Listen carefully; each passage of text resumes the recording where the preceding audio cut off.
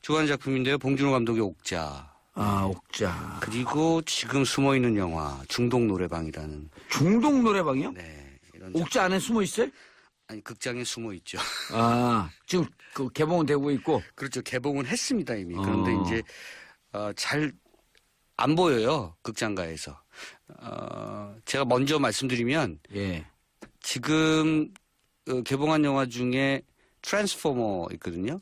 예, 1위죠, 1위. 네. 극장 수가 1739개입니다. 1750개 정도 되는 거죠. 근데 네. 국내 스크린 수가요. 2400개 정도밖에 안 돼요. 예. 2400개 중에서 1800개가 지금 한 영화가 걸려 있기 때문에 중동 노래방 같은 작품은 도저히 극장에서 보이지가 않는 거죠. 네. 그런 현실입니다. 이런 현실을 어떻게 해야 될지 좀 해결 좀 해주세요. 예. 왜 관심이 없으십니까? 저를 복권시켜주세요. 해결해 드릴게요. 지금 사실은 신임 문광부 장관이 된 그 도종환 장관이 의원 시절에 예. 이미 이 부분 스크린 독과점과 관련해서 의원 입법을 한 상태이긴 합니다. 그래서 예. 법안이 지금 임시국회에서는 통과될 가능성은 거의 없고요. 어떤 법안인데요?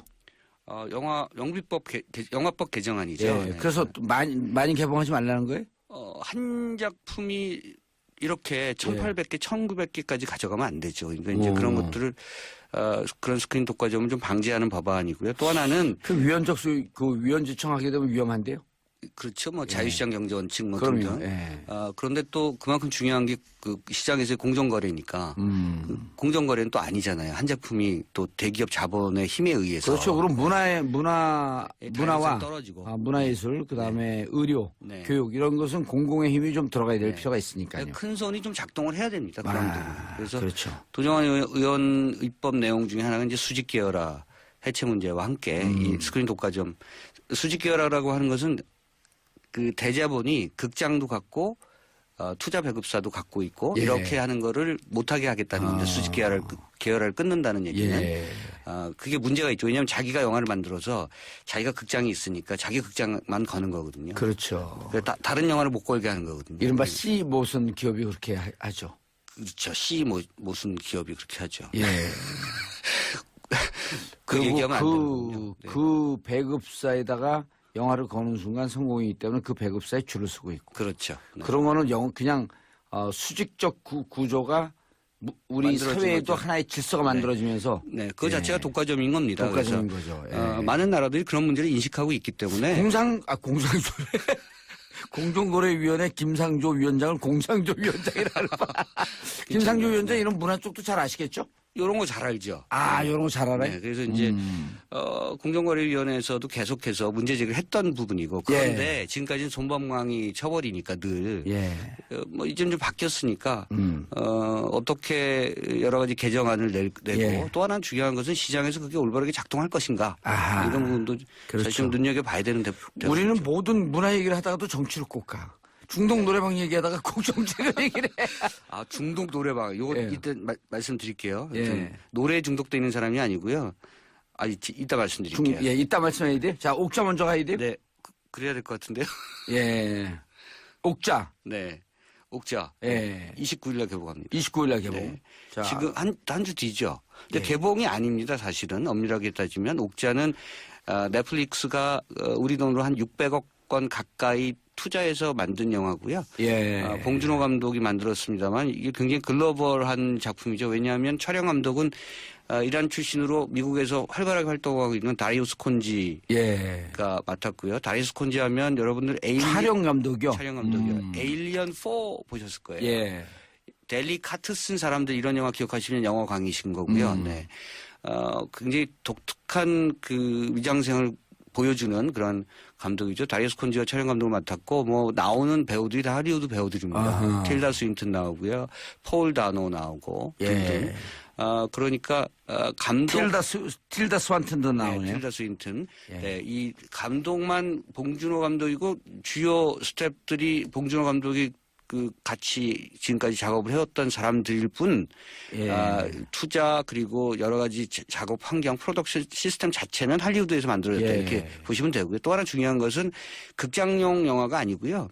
이 넷플릭스가 투자한 거니까 넷플릭스는 인터넷 스트리밍 서비스 업체라고 생각하시면 됩니다. 아하. 그런데 굉장히 세계적인 회사인 거죠. 예. 여러분들 많이 보신 영화 중에 케빈 스페이시 주연의 하우스 오브 카드 그 넷플릭스에서 이런 만들었어요? 작품이 넷플릭스고, 그러니까 쉽게 말하면 예전에는 영화가 인터넷에서 방영된다는 것은 그 이후 과정이잖아요. 극장에서 먼저 개봉하고 올리고 난 다음에. 네, 그다음에 떨어지면 그다음에 TV로 갔다가 케이블 TV 갔다가 등등등등 갔다가 인터넷이 맨 마지막인데 넷플릭스라는 회사가 이것을 뒤집은 거죠. 그래서 영화의 개봉 그 시작 자체를 스트리밍 서비스로 시작하는 거고요. 그게 이제 젊은 관객층들에게 매우 어필을 한 것이고, 또 하나 중요한 거는 작품들이 작은 작품들이거나 또는 뭐 예술 영화거나 또는 B급 영화거나 이런 작품들 위주가 아니고요. 대형 영화들을 먼저 만든다는 거죠. 그 중에 하나가 이제 이번에 봉준호 감독을 기용해서 만든 옥자입니다. 그런데 한국에서는 워낙 극장 좋아하시잖아요. 그 스트리밍으로 보는 것보다. 그래서 한국 사람들은 극장에 대한 선호도가 높습니다. 그래서 극장에서 먼저 개봉을 하려고 29일 날 전체 극장주에서 한 100개 정도? 100개 가까이. 그래요? 네.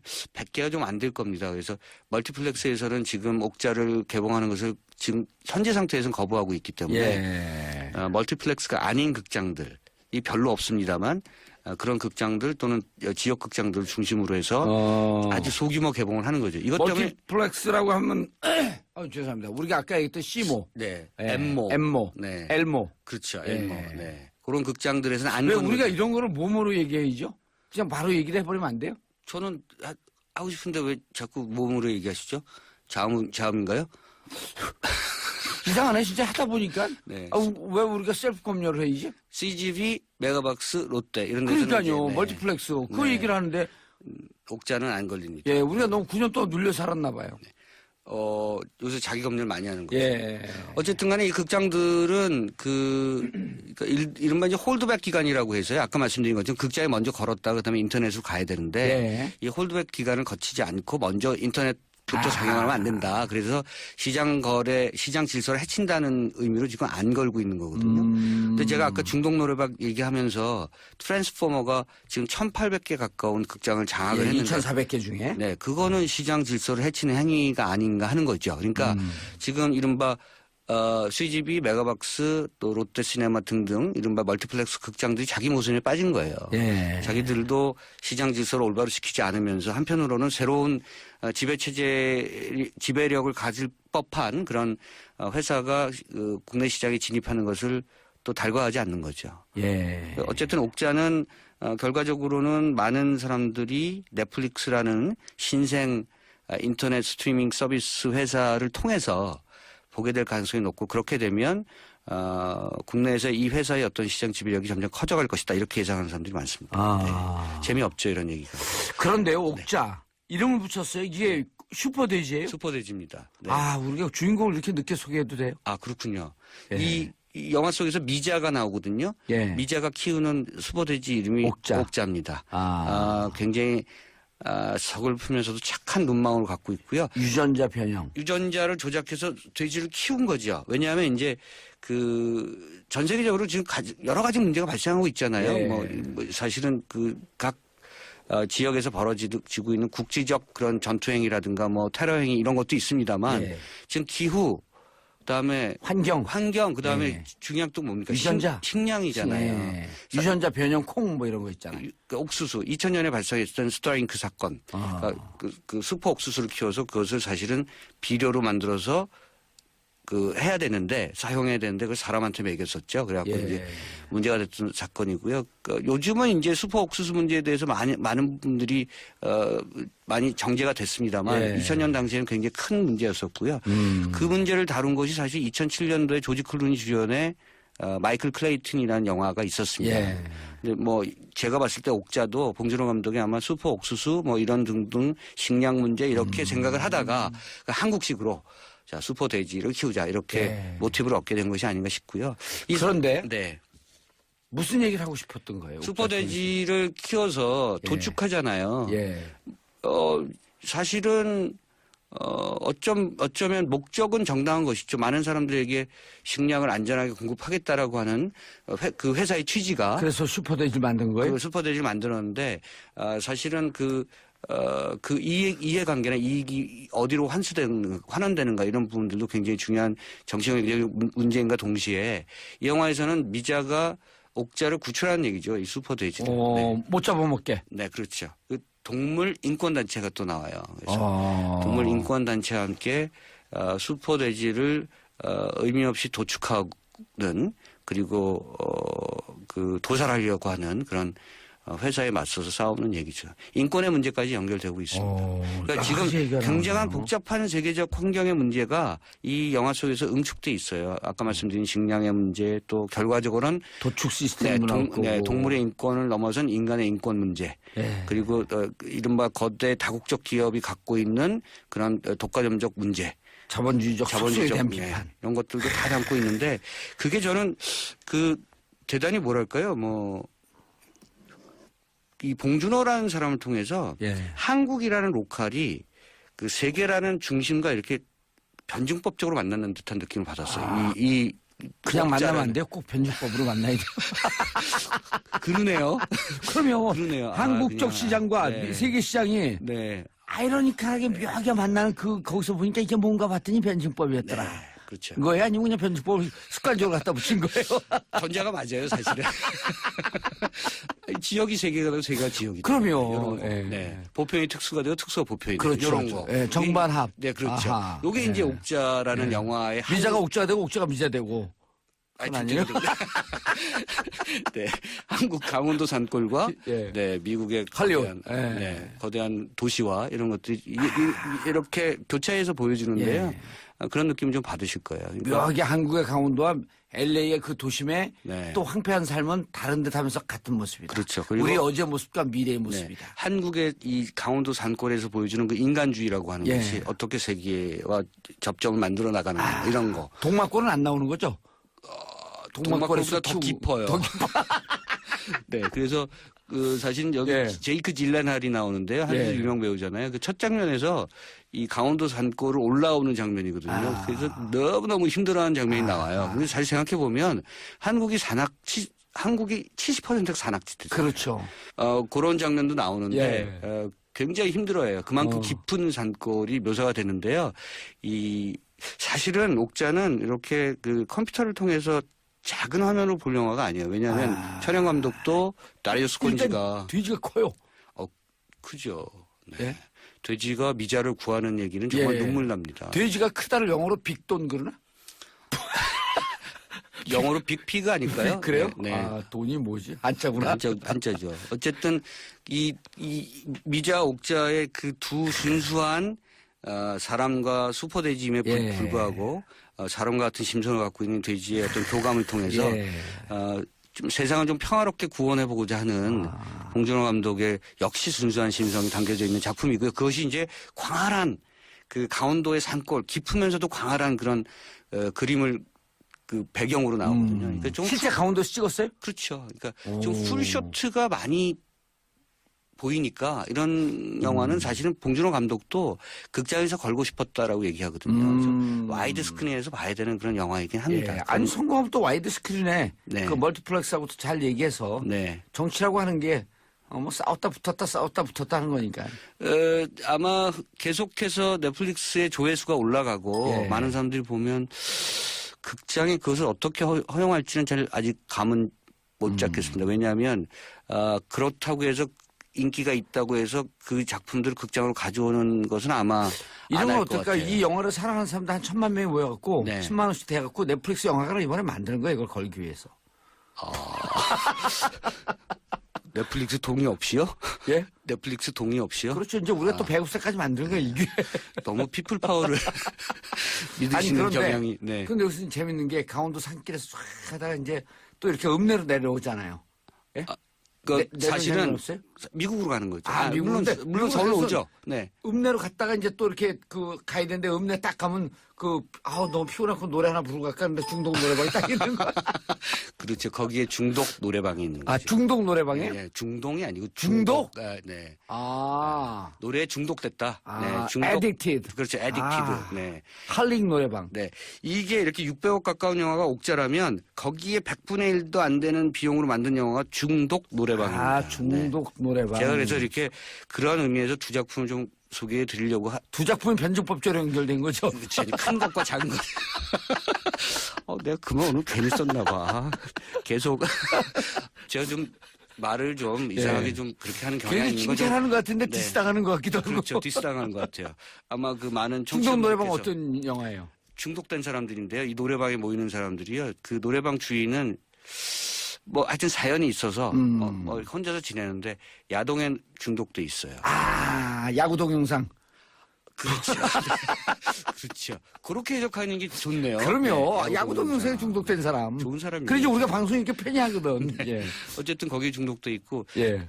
너무 노래방이 안 되니까 이 남자들이 오면 꼭 그 도우미를 찾아요. 영화 속에서. 예. 현실 속에서는 어떨지 제가 잘 말씀 못 드리겠습니다만. 그러니까 이제 이 주인이 이 사장이 생각지 못해서 어쨌든 도우미를 한 명 고용을 하는데 이 여성은 게임 중독이에요. 그래서 도우미 일을 할 생각보다는 게임 할 생각밖에 없어. 노래 불러 그러면 잠깐 이 게임 끝나고요. 그러고 관심이 없는 거죠. 그러니까 이제 야구 동영상 중독증인 사장과 게임 중독증인 도우미 여성 그리고 또 거기에 2명 정도의 더 등장 인물이 있습니다. 노래 중독된 사람들? 노래 중독된 사람 또는 노출 중독된 사람 그런 거죠. 그래서 그리고 또 한 사람은 안 들리는 사람. 네. 아주 아이러니잖아요. 노래방에서 일을 하는데 안 들리는 거죠. 그러니까 청각 장애인인 거죠. 그 감독이 왜 저를 안 불렀죠? 저를 불렀어야 되는데 방송 중독된 사람. 네, 그렇군요. 미리 말할 걸. 이 복면다로나 째째한 오면서 만들었던 김상찬 감독의 작품이고 이 저예산으로 아주 발칙하고 경쾌하게 만든 영화입니다. 그렇지만 각자 갖고 있는 사연들은 구구절절히 또 슬픈 얘기들이 많아요. 그래서 이문식 배우가 나와요? 그렇죠. 네. 배서운 씨가 나오고요. 김남희 씨 연극 배우죠. 그러니까 이문식 씨를 사실 영화계의 그 스타급 배우니까 원톱으로 내세워서 또 연기 잘하는 신인 배우급인 배서운 씨, 김남희 씨를 이렇게 같이 연기 앙상블을 만든 건데요. 이 작품은 사실은 공간이 하나잖아요.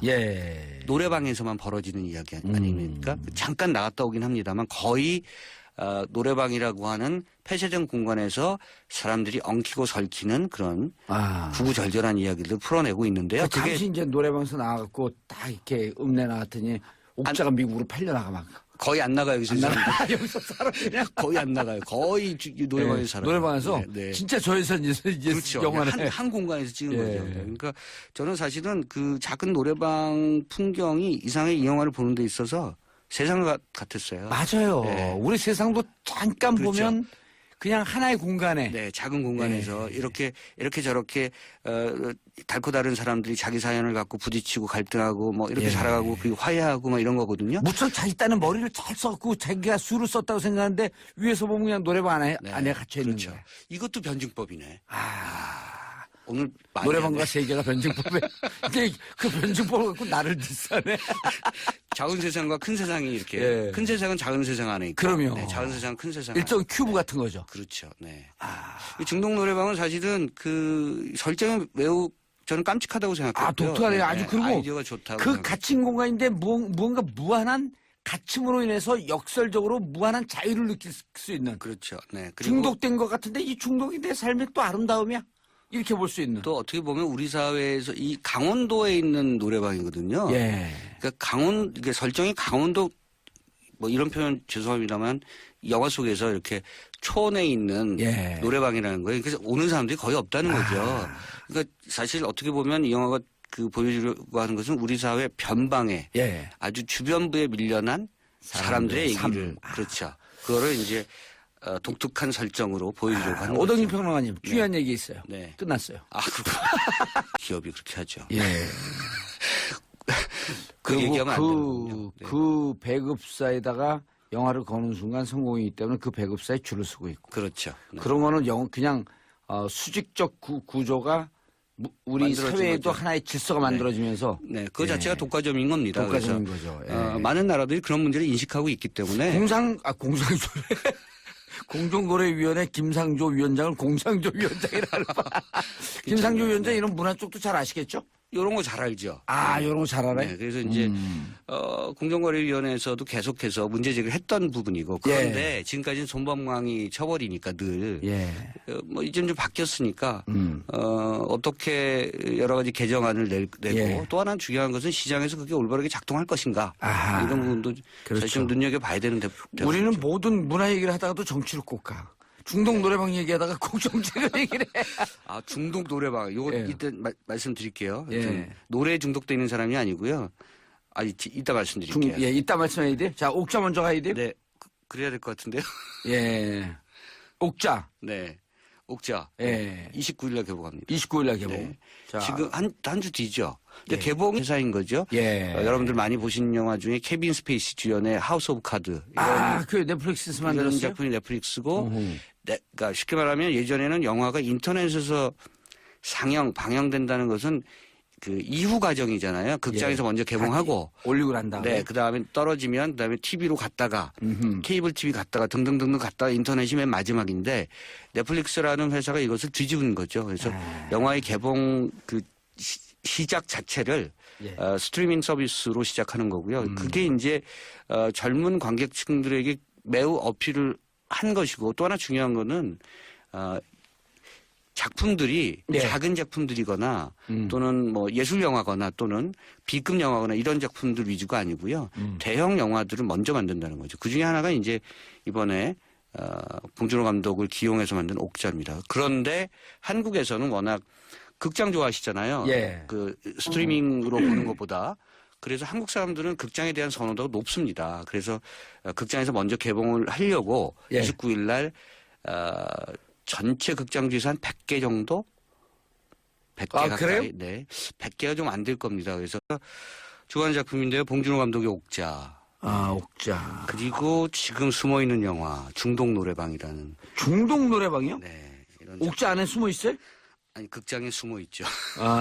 지금 그 개봉은 되고 있고. 그렇죠. 개봉은 했습니다 이미. 그런데 이제 잘 안 보여요 극장가에서. 제가 먼저 말씀드리면 지금 개봉한 영화 중에 트랜스포머 있거든요. 1위죠, 1위. 네. 극장 수가 1739개입니다. 1750개 정도 되는 거죠. 근데 국내 스크린 수가요. 2,400개 정도밖에 안 돼요. 2,400개 중에서 1,800개가 지금 한 영화가 걸려 있기 때문에 중독 노래방 같은 작품은 도저히 극장에서 보이지가 않는 거죠. 네. 그런 현실입니다. 이런 현실을 어떻게 해야 될지 좀 해결 좀 해주세요. 왜 관심이 없으십니까? 저를 복권시켜주세요. 해결해 드릴게요. 지금 사실은 신임 문광부 장관이 된 그 도종환 장관이 의원 시절에 이미 이 부분 스크린 독과점과 관련해서 의원 입법을 한 상태이긴 합니다. 그래서 법안이 아닙니다. 사실은 엄밀하게 따지면 옥자는 넷플릭스가 우리 돈으로 한 600억 원 가까이 투자해서 만든 영화고요. 봉준호 감독이 만들었습니다만 이게 굉장히 글로벌한 작품이죠. 왜냐하면 촬영 감독은 이란 출신으로 미국에서 활발하게 활동하고 있는 다리우스 콘지가 맡았고요. 다리우스 콘지 하면 여러분들 촬영 감독이요? 촬영 감독이요. 에일리언 4 보셨을 거예요. 델리 카트 쓴 사람들 이런 영화 기억하시면 영화 광이신 거고요. 네. 굉장히 독특한 그 위장생을 보여주는 그런 감독이죠. 다리우스 콘지가 촬영 감독을 맡았고 뭐 나오는 배우들이 다 하리우드 배우들입니다. 틸다 스윈튼 나오고요. 폴 다노 나오고 등등. 그러니까 감독 틸다 스완튼도 나오네요. 틸다 스윈튼. 네, 이 감독만 봉준호 감독이고 주요 스태프들이 봉준호 감독이 그 같이 지금까지 작업을 해왔던 사람들일 뿐 투자 그리고 여러 가지 작업 환경 프로덕션 시스템 자체는 할리우드에서 만들어졌다 이렇게 보시면 되고요. 또 하나 중요한 것은 극장용 영화가 아니고요. 넷플릭스가 투자한 거니까 넷플릭스는 인터넷 스트리밍 서비스 업체라고 생각하시면 됩니다. 그런데 굉장히 세계적인 지금 임시국회에서는 통과될 가능성은 거의 없고요. 어떤 법안인데요? 영화법 개정안이죠. 예. 네. 그래서 또 많이 개봉하지 말라는 거예요? 한 작품이 이렇게 1,800개, 1,900개까지 가져가면 안 되죠. 그러니까 이제 그런 것들을 그런 스크린 독과점을 좀 방지하는 법안이고요. 또 하나는 그 위원지청하게 되면 위험한데요? 그렇죠. 뭐 자유시장 경제 원칙 뭐 그럼요. 등등. 예. 그런데 또 그만큼 중요한 게 그 시장에서의 공정거래니까 그 공정거래는 또 아니잖아요. 한 제품이 또 대기업 자본의 힘에 의해서. 그렇죠. 그럼 문화와 떨어지고. 문화예술 그다음에 의료, 교육 이런 것은 공공의 힘이 좀 들어가야 될 필요가 있으니까요. 큰 손이 좀 작동을 해야 됩니다. 그런 부분. 그래서 그렇죠. 도정환 의원 입법 내용 중에 하나가 이제 수직 계열화 해체 문제와 함께 이 스크린 독과점 수직 계열화라고 하는 것은 그 대자본이 극장도 갖고 투자 배급사도 갖고 있고 이렇게 하는 거를 못하게 하겠다는 겁니다. 수직 계열화를 끊는다는 얘기는. 그게 문제가 있죠. 왜냐하면 자기가 영화를 만들어서 자기가 극장이 있으니까 자기 극장만 거는 거거든요. 그렇죠. 다른 영화를 못 걸게 하는 거거든요. 이른바 C 모선 기업이 그렇게 하죠. 그렇죠. 모순